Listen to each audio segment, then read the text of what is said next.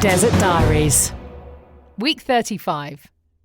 Hello, Arizona calling, and Happy New Year! Goodness me, 2020, where has the last decade gone?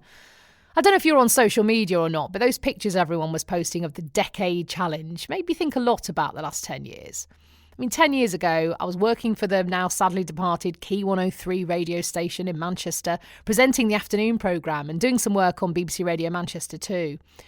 I had a 2-year-old daughter. I didn't ever think I'd be able to have another child. We'd been through so much pregnancy loss. We'd bought and we were living in a falling down house in Manchester with no heating and no carpets that actually smelt of wee. And we were doing it up in our spare time. I hadn't even considered living in America then. We thought about moving maybe to Australia because my mum was there and we thought it might be a bit easier, but not the USA because we didn't for a minute think it would ever be possible. And it occurred to me that in buying that falling down house, we just set ourselves a massive challenge. And that, I suppose for me, is what life's about. Challenging yourself, setting goals and then working towards them. Even if the thing you really want to do seems impossible or totally out of reach right now, doing something a bit smaller maybe that makes you grow and makes you realise that you can achieve things that you set out to do can help you work towards that big goal. The house was beautiful in the end and we loved it. But once it was done, well, on to the next challenge. I wonder if he'll feel the same way about Phoenix one day. We had a very quiet but really nice New Year. I watched the fireworks in London at 5 o'clock in the afternoon and felt a bit emotional hearing the sound of Big Ben. And then I got totally distracted by a bunch of javelinas marauding through our garden. Now, javelinas are the one desert creature that had eluded us until this point. We'd seen coyotes, snakes, scorpions, spiders, all manner of birds, hawks, eagles, quails, roadrunners, beep beep, and even a bobcat strolling through our garden. But never a javelina. Now, these fellas are also known as peccaries. They're essentially desert pigs. They're big and brown and furry and they look quite a bit like wild boar. They can be mean. Their tusks can slash car tyres. And we had a gang of 8 of them crashing through our front yard. Now, we stood and watched them for ages and at one point my daughter banged on the window and they all turned and stared at us. They literally couldn't have cared less. It's like they were all collectively saying, "What?"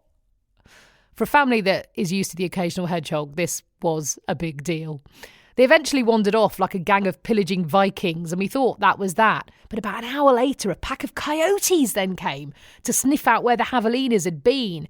Now, we knew coyotes came into our garden, of course, because of the awful death of our cat last year, but we'd never seen them closer than just crossing the road ahead or in the distance. To see them just a couple of feet away was amazing. They're kind of like huge foxes, reddy brown colour. Definitely more fox than dog looking, and again had absolutely no concern about the bunch of humans gawping at them from the other side of the glass. We are very much not in England anymore. So as 2020 begins, I'm approximately 50% pie and 50% alcohol. I need to not eat for about 3 weeks and not drink until about 2024, I think. Resolutions, well, I suppose to continue to embrace challenges and accept we're not in control of our lives. One of the biggest lessons this past 6 months has been that when you decide to step out and take a big risk, it uses a lot of your energy. But other people don't care what you've done. So when you're confronted by quite regular challenges like the people renting your house acting like complete douchebags and then stopping paying rent, that becomes utterly overwhelming to you because you're already using up most of your energy on just trying to put one foot in front of the other in your new life. Cancer doesn't care you've just moved to the other side of the country. It still decides to come and devastate your mum and your dad. But, you know, it's also important to realise that life happens. Good stuff happens. Bad stuff happens. Really awful stuff happens. So I suppose try and do the things that bring you joy, whatever it might be, big or small. That's surely the most important thing. I'll see you in the desert. Blimey. So 35 weeks of my life in this new life. The roller coaster continues.